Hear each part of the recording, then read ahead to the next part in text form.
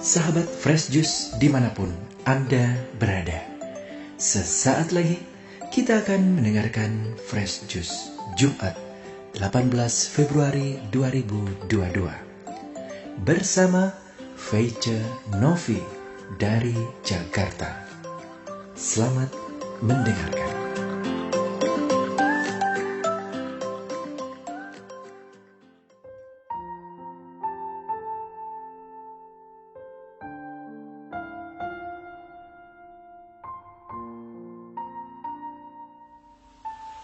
Shalom, sahabat-sahabat pendengar Daily Fresh Juice yang dikasihi Tuhan, dimanapun Anda berada.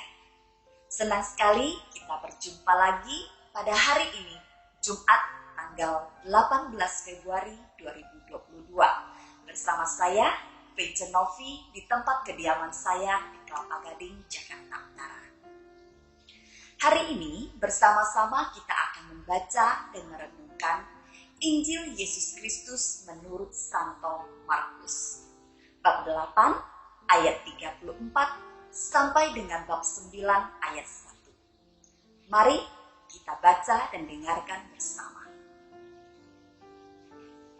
Lalu Yesus memanggil orang banyak dan murid-muridnya dan berkata kepada mereka, "Setiap orang yang mau mengikuti Aku, ia harus menyangkal dirinya, memikul salibnya, dan mengikuti Aku.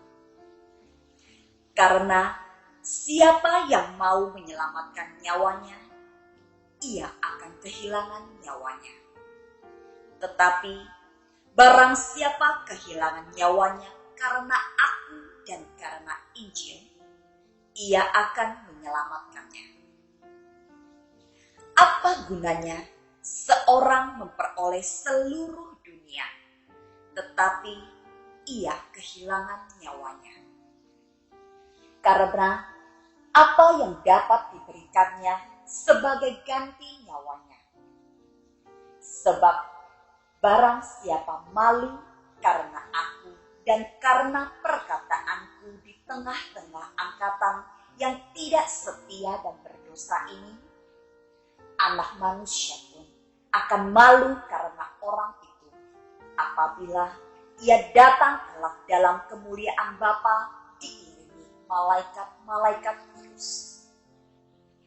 Katanya lagi kepada mereka, Aku berkata kepadamu, sesungguhnya di antara orang yang hadir di sini ada yang tidak akan mati sebelum mereka melihat bahwa Kerajaan Allah telah datang dengan kuasanya. Demikianlah sabda Tuhan. Terpujilah Kristus. Sahabat-sahabat pendengar Daily Fresh Juice yang dikasihi Tuhan, saya yakin bahwa sabda Yesus yang disampaikan melalui penginjil Markus yang kita dengarkan hari ini sudah tidak asing lagi di telinga kita.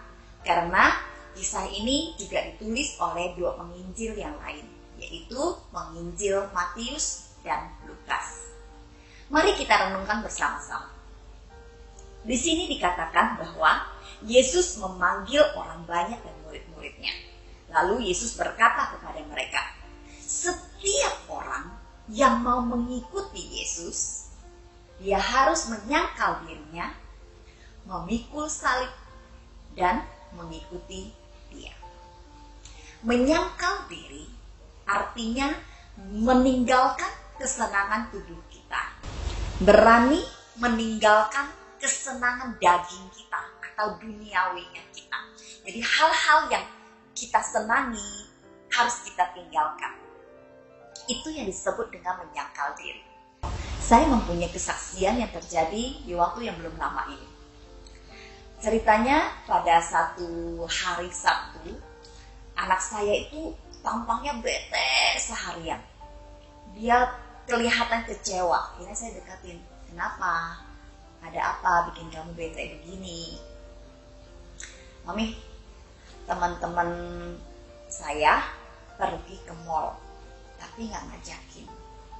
Terus, emangnya kenapa kalau mereka nggak ngajakin kamu? Mungkin mereka punya kepentingan di mall ya, yang tidak perlu ngajak kamu. Bukan, dia bilang. Dia nggak cerita kalau di mall itu ada apa gitu. Akhirnya pas saya buka-buka media sosial dan baca-baca di grup, saya baru tahu ternyata di mall yang dia maksudkan itu sedang diselenggarakan yang memang dia sukai, yang sesuai dengan hobinya dia. Akhirnya saya sudah memahami, oh pantesan anak ini bete seharian gitu ya. Saya deketin, kamu nggak usah sedih terus, kita kan bisa pergi sendiri ya. Saya belum tahu tuh kalau apa yang terjadi di mall itu sebenarnya gitu kan.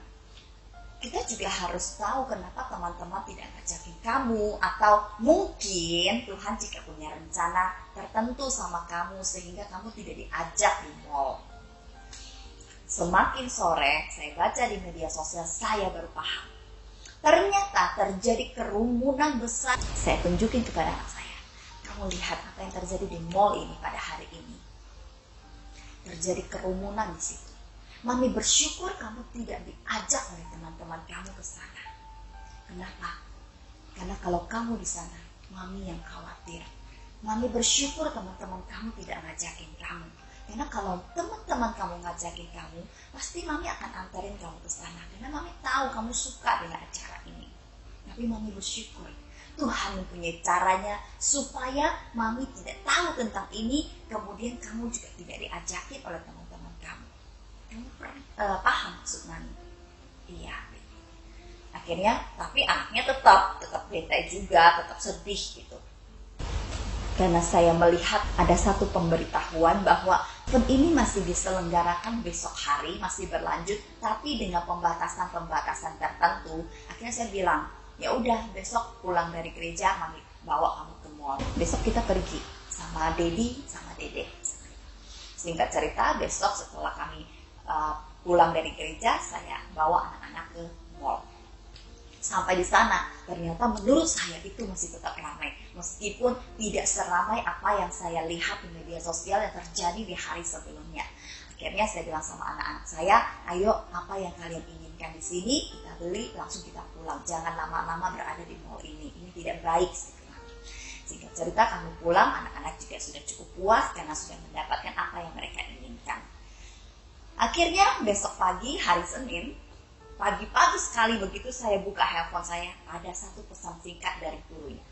Disampaikan demikian bahwa semua anak-anak ataupun keluarganya yang pergi ke tempat umum pada hari Sabtu dan Minggu tidak diperkenankan untuk mengikuti pembelajaran tatap muka di sekolah.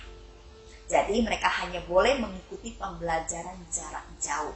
Karena disebutkan hari Sabtu dan Minggu, artinya anak saya juga terlibat di dalamnya. Akhirnya dia tidak bisa lagi pergi ke sekolah. Lalu saya tunjukin ke anak saya. Saya juga mulai memahami, oh begitu cara Tuhan mengajarkan saya untuk mendidik anak saya. Saya sampaikan kepada anak saya.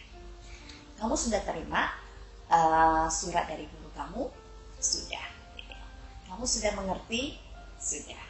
Kamu senang baca seperti itu? Kamu bangga kalau kamu ada di dalam salah satu dari siswa yang tidak diperkenankan ikut di dalam pembelajaran tatap muka hari ini? Enggak, Mami. Oke, Mami tidak akan banyak bicara tentang ini. Saya katakan, Mami yakin dan percaya kamu sudah cukup dewasa untuk memahami hal ini. Seperti yang sudah Mami katakan kemarin, bahwa ada banyak hal yang mungkin saat ini mengecewakan kita, saat ini membuat kita sedih. Tapi sebenarnya Tuhan sedang berjuang untuk melindungi kita, untuk menyelamatkan kita. Jadi mungkin pada saat ini kita tidak memahami, pada waktunya nanti kita akan memahami apa sih sebenarnya rencana dan kehendak Tuhan untuk kita. Kamu paham? Paham. Oke, akhirnya ini berlalu ya.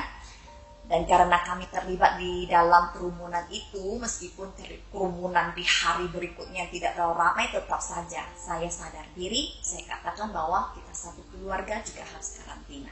Karena pada keesokan harinya ada begitu banyak berita yang keluar bahwa ada banyak peserta-peserta yang mengikuti event tersebut ternyata terpapar virus COVID-19. Akhirnya kami pun karantina selama 1 minggu dan tidak menimbulkan gejala apa-apa. Akhirnya saya pikir ya sudah, kita sudah boleh beraktivitas lagi di luar. Dan saya mulailah pas hari 1 minggu itu adalah malam tahun baru Imlek. Jadi saya sudah mulai ke tempat papa saya. Singkat cerita, besoknya saya mendapatkan tugas pelayanan di gereja.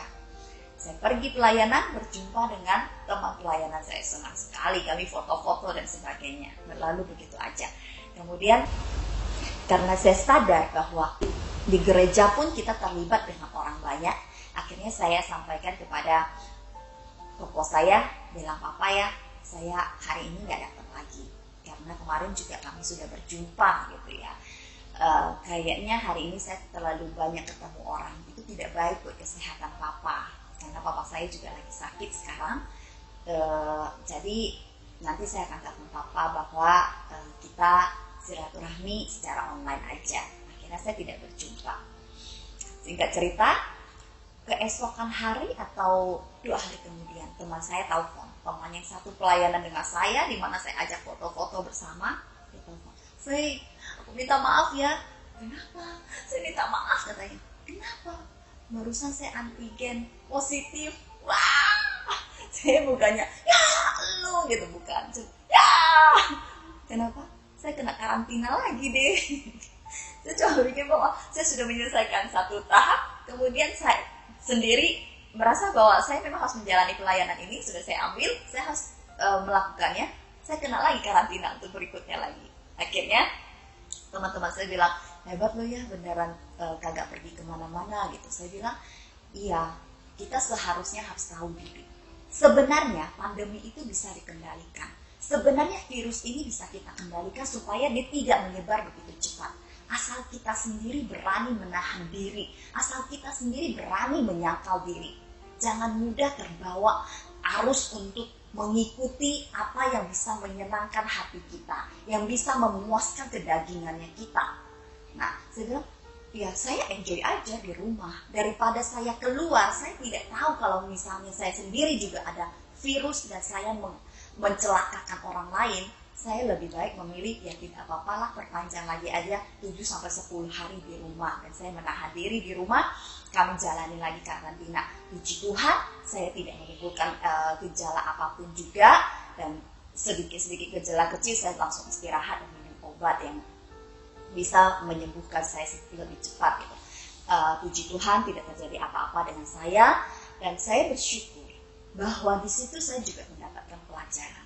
Bahwa ketika kita berani untuk menyangkal diri, itu tidak hanya akan menyelamatkan diri kita, tapi juga menyelamatkan orang lain. Enak gak sih di karantina?